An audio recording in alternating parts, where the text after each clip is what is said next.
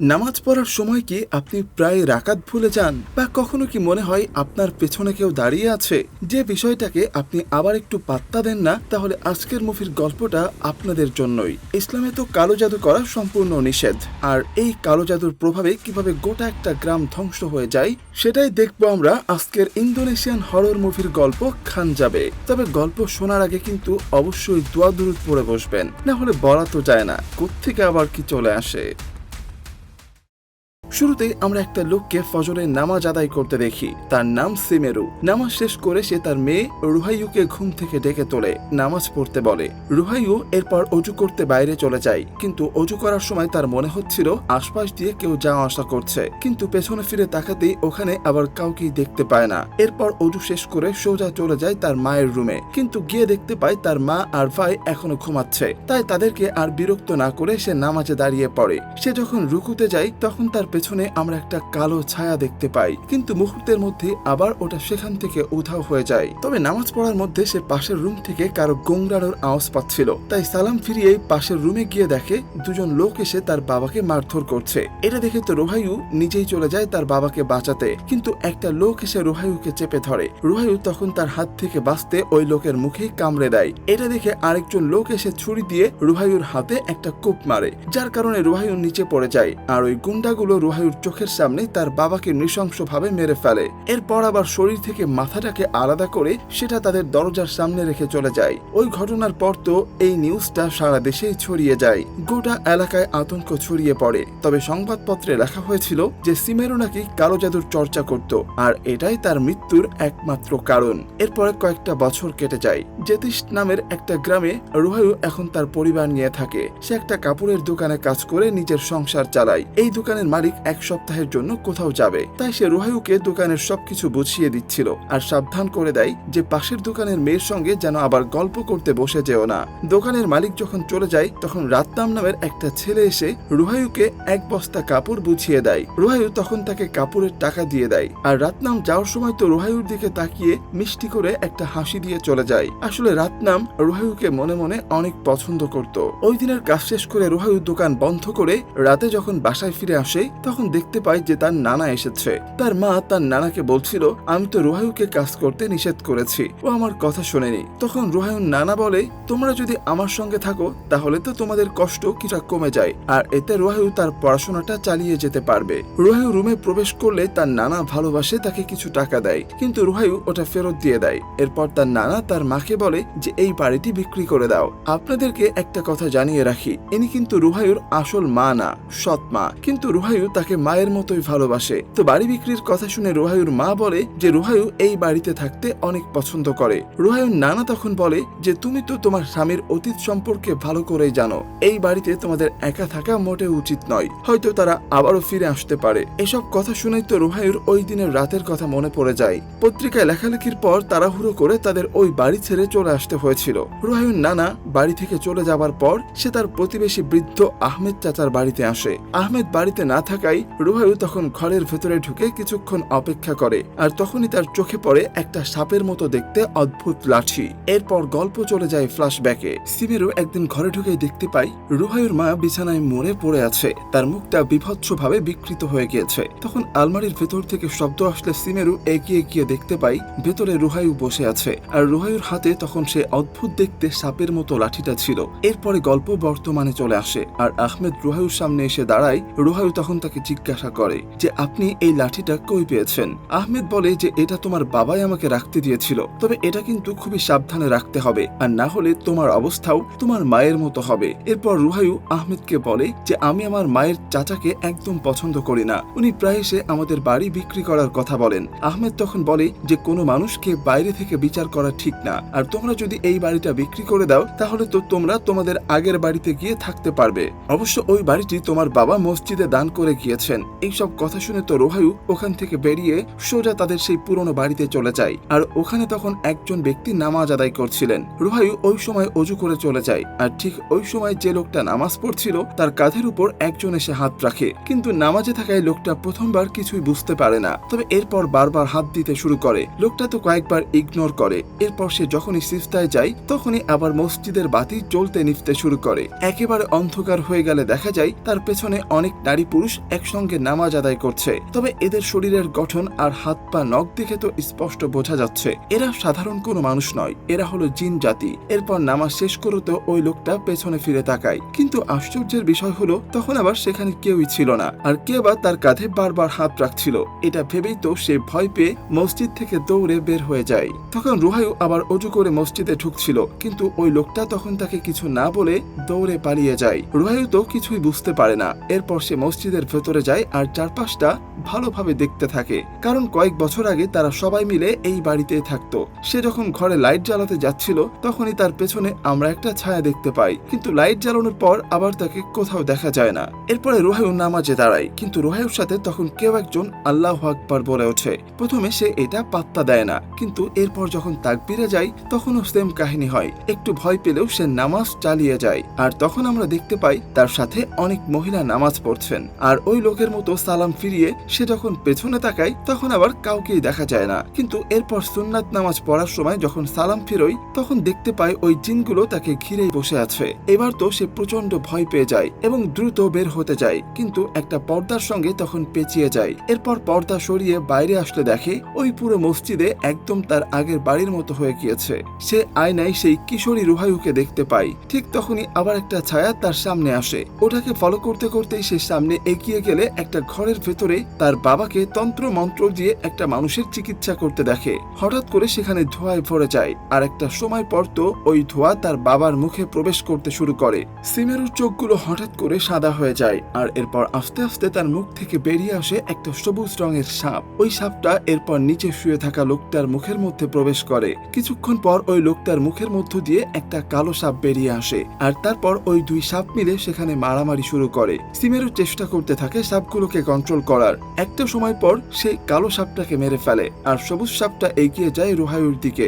রুহাইউ সেটাকে ভয় না পেয়ে হাত দিয়ে ধরতে যায়, আর এটা দেখে সিমেরু দৌড়ে এসে ওই সাপটাকে একটা লাঠিতেই পরিণত করে, যেটাই আমরা আহমেদের বাসায় দেখেছিলাম। এরপর আবার রুহাইউর হুঁশ ফিরে আসে, আর সে দৌড়ে মসজিদ থেকে বেরিয়ে পড়ে। পরের দিন সকালবেলা রুহাইউ নিজে গিয়ে দোকান খোলে, আর তখন পাশের দোকানে একটা ক্রেতা রুহাইউর দোকানে আসলে তো ওই মেয়েটি প্রচন্ড রেগে যায়, আর জোরে চিল্লায় বলে যে রুহাইউ তার বাবার মতো কালো জাদু করে, এই জন্যই তার সমস্ত কাস্টমারকে রুহাইউ ও নিজের দোকানে নিয়ে যাচ্ছে।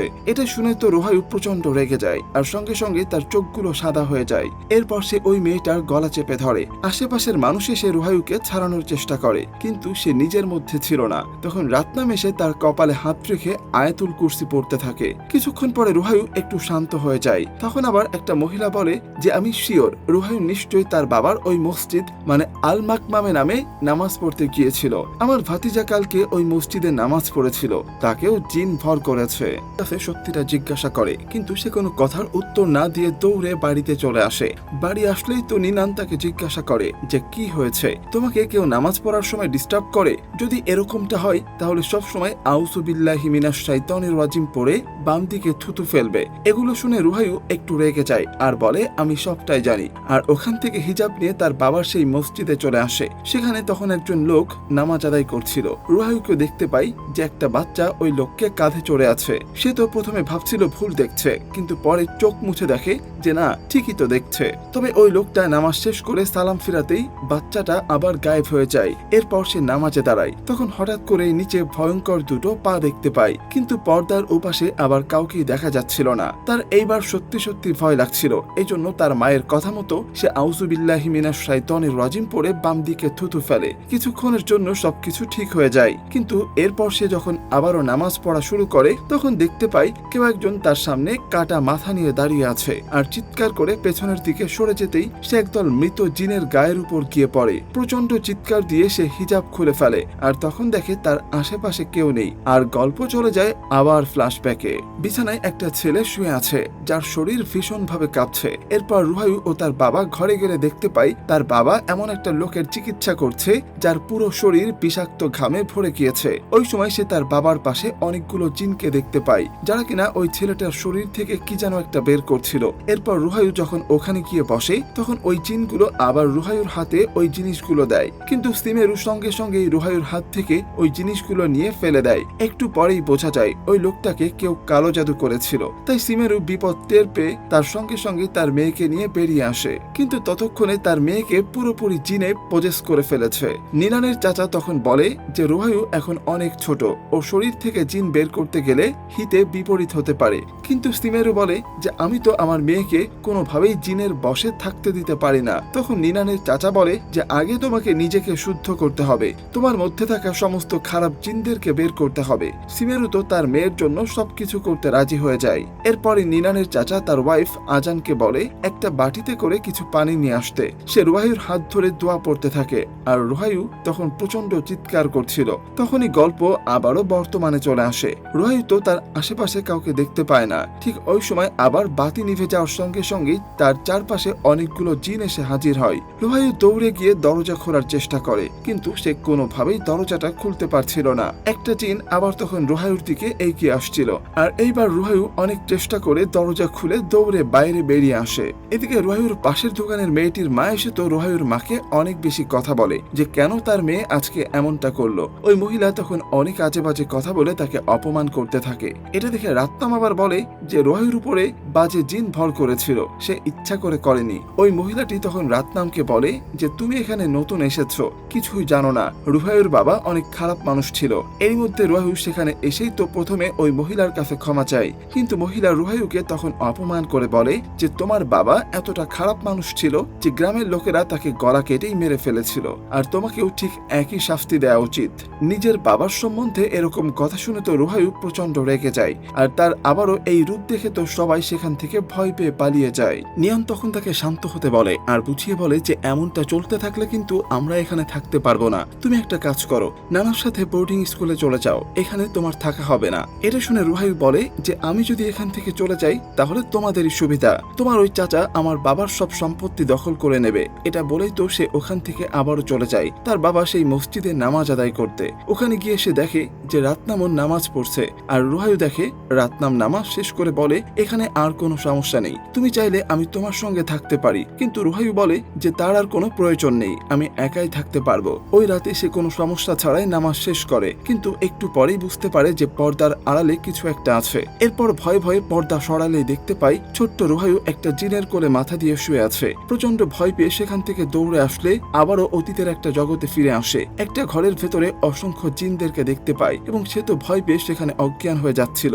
তখনই একটা হাত এসে টেনে নিয়ে যায়। জ্ঞান ফিরতেই সে দেখতে পায় তার সামনে আহমেদ আর রাতনাম বসে আছে। তখন আহমেদ তাকে জিজ্ঞাসা করে যে তারা কি তোমার কাছে আবার এসেছিল? রুহাইউ তো তখন বুঝতে পারে না তারা মানে কাদেরকে বোঝায়। আর তখন তার নানা বলে যে তোমার ছোটবেলার বন্ধুরা, তোমার বাবা অনেক ভালো মানুষ ছিল, আর ছোটবেলায় একবার তোমার রুকিয়া করানো হয়েছিল, কিন্তু সেটার প্রভাব কেটে গিয়েছে, তাই তুমি এখন আবারও তাদেরকে দেখতে পাচ্ছ।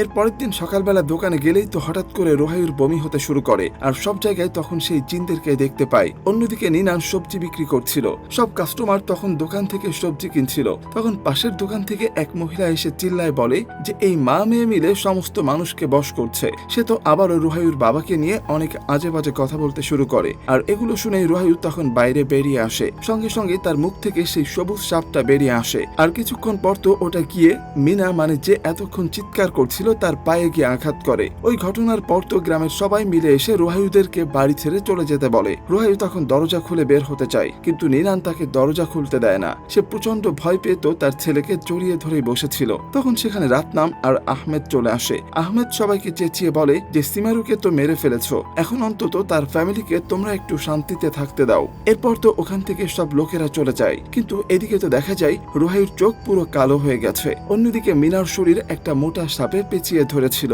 মিনা তখন সাপটাকে ছাড়ানোর চেষ্টা করে, কিন্তু কোনোভাবেই পারে না। তখন তার মেয়ে ঘরে ঢুকতেই দেখতে পায় যে তার মা নিজেই গলা টিপে টিপে মারা গিয়েছে। এর পরের দিন সকালবেলা তো সবাই মিলে নিনানদের বাড়িতে আসে, আর এক মহিলা চিল্লায় বলে যে আমার ভাইও এভাবে মারা গিয়েছিল, আর গতকালকে মিনা মারা গেল। তুমি নিশ্চয়ই কালো জাদুর মাধ্যমে এসব করেছো। রুহাইউ তখন রেগে গিয়ে তাদের দিকে জিনিসপত্র ছুঁড়ে বাড়ি থেকে বেরিয়ে যেতে বলে। আহমেদ তখন সবাইকে একটু বোঝানোর চেষ্টা করে, কিন্তু এই লোকেরা বলে যে নিনানকে প্রমাণ দিতে হবে যে সে এই সব কালো জাদু করেনি। ইন্দোনেশিয়ান একটা রীতি অনুযায়ী নিনানকে প্রমাণ দিতে হবে, কিন্তু এটাতে আবার তার মৃত্যুর ঝুঁকি ছিল, তাই রুহাইউ তাকে এটা কোনোভাবেই করতে দিতে রাজি হচ্ছিল না। নিনান তখন কাঁদতে কাঁদতে বলে যে আমি তো কিছুই করিনি, তাই যদি আমি প্রমাণ করতে পারি ওরা আমাদেরকে কিছু বলবে না, তাই আমি যত কষ্টই হোক এই পদ্ধতিতে নিজেকে প্রমাণ করে ছাড়ব। এরপর দৃশ্য পরিবর্তন হলে দেখা যায় নিনানের চাচা আহমেদের সঙ্গে কথা বলতে যায়, আর সেই তাকে সমস্ত দোষারোপ করে, কারণ সিমেরু নাকি আগে কোরআনের আয়াত দিয়ে মানুষের ট্রিটমেন্ট করত। আহমেদি নাকি তাকে এই সমস্ত জিন দিয়ে চিকিৎসা করা শিখিয়েছে। কিন্তু আহমেদ তখন বলে যে তোমার এই একটা কথাও রুহাইউ বিশ্বাস করবে না, কারণ সে মনে করে যে সিমেরু সম্পত্তির জন্য তুমি তাকে খুন করেছো।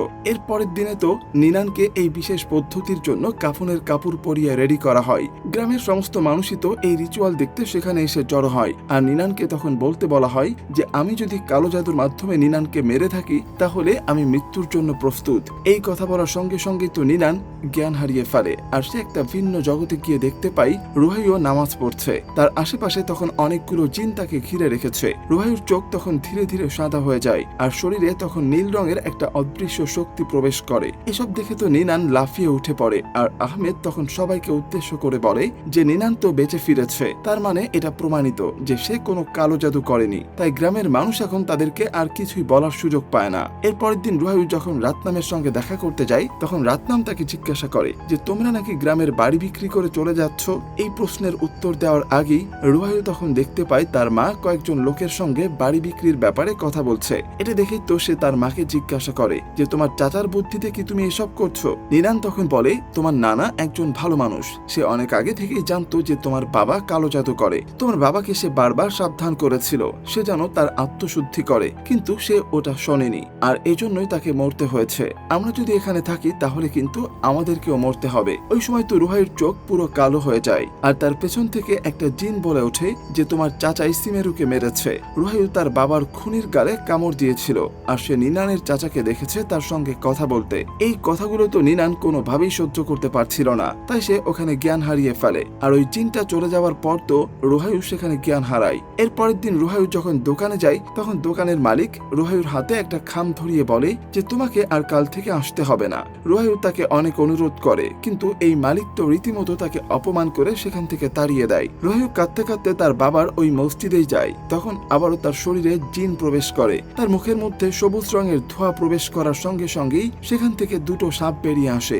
একটা সাপ গিয়ে দোকানের ওই মালিককে কামড়ে দেয়, আর অন্য সাপটা যায় নিনানের কাছে। নিনান ওই সাপটা দেখা মাত্রই তো তার ছেলেকে নিয়ে ওখান থেকে পালানোর চেষ্টা করে। অন্যদিকে রুহাইউর জ্ঞান ফিরতেই তো নিনানের হাত থেকে ওই সাপটাকে বাঁচানোর চেষ্টা করে, কিন্তু নিনান তখন ওই সাপটাকে আঁচড়ে মেরে ফেলে। কিন্তু একটু পরেই সে দেখতে পায় ওই সাপটা নয়, বরং সে তার নিজের ছেলেকেই মেরে ফেলেছে। এটা তো সে কোনোভাবেই মেনে নিতে পারছিল না। তখন রুহাইউ আর নিনান তো চিৎকার করে কাঁদতে থাকে। ঠিক সেই সময় আবার নিনান সিমেরুকে দেখতে পায়, আর বলে যে আমার মতো মায়ের বেঁচে থাকার কোনো অধিকার নেই। তখন সিমেরু তাকে উপরের দিকে ইশারা করে, আর নিনানও সিলিং এর সাথে ঝুলে আত্মহত্যা করে ফেলে। রুহাইউ তাকে বাঁচানোর চেষ্টা করে, কিন্তু কোনো লাভ হয় না। এরপর তো সে আবার ওখানে অজ্ঞান হয়ে পড়ে। জ্ঞান ফেরার পর রুহাইউ নিজেকে একটা গাড়িতে আবিষ্কার করে। তার নানা তাকে অবশেষে নিজের বাড়িতে নিয়ে এসেছে, আর তার বাড়িতে একটা বোর্ডিং মাদ্রাসা আছে। রুহাইউ তার নানার স্ত্রী আজান দেখাশোনা করে। তার নানি তখন বলে যে তুমি হলে এখন তোমার নানার কাছে সব থেকে বড় দায়িত্ব, কারণ সিমেরুকে তোমার নানা অনেক ভালোবাসতো। এটা শুনে রুহাইউ বলে যে সে আমার বাবাকে নয়, তার সম্পত্তিকে ভালোবাসতো। তখন তার নানি বলে যে এটা তোমার একটা ভুল ধারণা, তোমার নানার অনেক সম্পত্তি আছে, আর এই মাদ্রাসা সে নিজের টাকা দিয়ে চালায়, অন্য কারো সম্পত্তির দরকার নেই। এরপরে তার নানি এসে নানাকে বলে যে যেভাবেই হোক রুহাইউর বিশ্বাস অর্জন করতে হবে। তখন তার নানা বলে যে আমাদের একবার দেখতে হবে যে ওই মসজিদে আসলে কি আছে, যা রুহাইউকে বারবার ওখানে টেনে নিয়ে যায়। এরপর রাতের বেলায় তার নানি স্বপ্নে দেখে যে রুহাইউর রক্তমাখা অবস্থায় তার কানে কানে কিছু একটা বলছে। তার ঘুম ভাঙতে সে তার স্বামীকে বলে যে সিমেরু ওই লাঠিটা আনতে হবে। আর এরপর রুহাইয়ের নানা চলে যায় ওই মসজিদে আর ভালো করে খোঁজার পর সিলিং থেকে কাপড়ে মোড়ানো কিছু জিনিস বের করে। কাপড় খুলেই দেখতে পায় ওখানে একটা মাথার খুলি রাখা আর রুহাইয়ের একটা ছবি। মূলত এগুলো দিয়েই রুহাইয়ের উপর কালো জাদু করা হয়েছিল। সিনান মানে রুহাইয়ের নানা ভালো করেই বুঝতে পারে যে এগুলো আসলে কার কাজ, তাই সে আহমেদের বাড়িতে গিয়ে তাকে মারধর করে, তার কাছ থেকে সত্যিটা বের করে আর তার থেকে সিমেরুর সেই লাঠিটাও নিয়ে নেয়। পরের দিন সবাই সিনানের মাদ্রাসায় যায়, কারণ আজকে রুহাইয়ুকে শুদ্ধ করে তার শরীর থেকে খারাপ জিনগুলোকে বের করা হবে। রুহাইয়ু এতক্ষণ ঠিকই ছিল, কিন্তু সেই ভিড়ের মধ্যে তার বাবার খুনিকে দেখতে পায় আর তখনই তো সে অস্বাভাবিক হয়ে ওঠে। এরপর তার শরীরে যখন সূরা পড়া পানি দেওয়া হয় সে জোরে চিৎকার করে ওঠে। তার চিৎকারের ফলে আশেপাশের লাইটগুলো ভেঙে যায়, এমনকি সেখানে ঝড় হওয়া শুরু হয়। কিছু ভয়ঙ্কর জিন তাদেরকে চারপাশ থেকে ঘিরে ধরে আর রুহাইয়ু তখন সিনানকে বলে যে আমি জানি তুমি তো আমার বাবাকে মেরে ফেলেছো। সিনান বলে যে তুমি ভুল করছো, আমি তোমার বাবাকে মারিনি। আর এরপরে আমরা গতকালকে রাতের ঘটনা দেখতে পাই। আহমেদ তার শব্দ স্বীকার করে বলে যে আমি সিমেরুকে কালো জাদু শিখিয়েছিলাম, কিন্তু সিমেরু একসময় আমার থেকেও বেশি এক্সপার্ট হয়ে গিয়েছিল, যেটা আমি সহ্য করতে পারিনি। সে রুহাইয়ুকে বশ করে তার বাবার সম্পত্তি নিতে চেয়েছিল, কিন্তু পারেনি, কারণ ছোটবেলায় রুহাইয়ুকে রুকিয়া করা হয়েছিল, তার উপর কোনো কালো জাদুর প্রভাব খাটেনি। এরপর ওই দিন রাতে সে দুইটা লোককে পাঠায় সিমেরুর লাঠি নিয়ে আসতে, আর তাদের মধ্যে একজন তখন সিমেরুকে মেরে ফেলে। আর ওই দুজন লোকের মধ্যে একজন ছিল আহমেদের ছেলে ওয়াসিম। আহমেদ আসলে নিজের ছেলেকেও বশ করে নিয়েছিল, তাই সে পাগলের মতো ওই লাঠিটা আনতে গিয়েছিল, কিন্তু সে এটা জানতো না যে আহমেদ অন্য একটা লোককে সিমেরুকে মারার জন্য বলে দিয়েছিল। আর ওয়াসিমের গালে আসলে রুহাইয়ু কামড়ে দিয়েছিল। একদিন সে তার নানাকে অসীমের সঙ্গে কথা বলতে দেখেছিল, তাই সে তার নানাকে সন্দেহ করত। সব সত্যি জানার পর রুহাইয়ু এরপর ওয়াসিমকে বলে যে তোমার শাস্তি পাওয়ার দরকার, কারণ তুমি কিছু স্বীকার করনি। ওয়াসিমের শরীরে এরপর একে একে সমস্ত জিনগুলো ভর করে আর সিনান তখন ওয়াসিমকে লাঠি দিয়ে পিটিয়ে মেরে ফেলে, কিন্তু একটু পরে অপরাধ বোধ থেকে সে নিজেকেও তখন শেষ করে ফেলে। এরপরে এই রুহাইয়ু চলে যায় সিনানের ওয়াইফ মানে তার নানিকে মারতে। তখন তার নানি তো রুহাইয়ের মাথায় হাত দিয়ে দোয়া পড়তে শুরু করে। এর কিছুক্ষণ পরই তো সে শান্ত হয়ে যায়। এই ঘটনার বেশ কিছুদিন পার হয়ে যায়। এরপরে রুহাইয়ুর বাবা সেই বিশেষ লাঠিটা দিয়ে সমস্ত রিচুয়াল পালন করে এবং একটা জায়গায় পুঁতে ফেলা হয়। এই ঘটনার পর আস্তে আস্তে সবকিছু স্বাভাবিক হতে শুরু করে আর রাতনাম এখন রুহাইয়ুর বাবার সেই মসজিদে ইমামতি করে। এরই মাধ্যমে আমাদের আজকের এই হরর থ্রিলার গল্পটা এখানেই শেষ হয়ে যায়।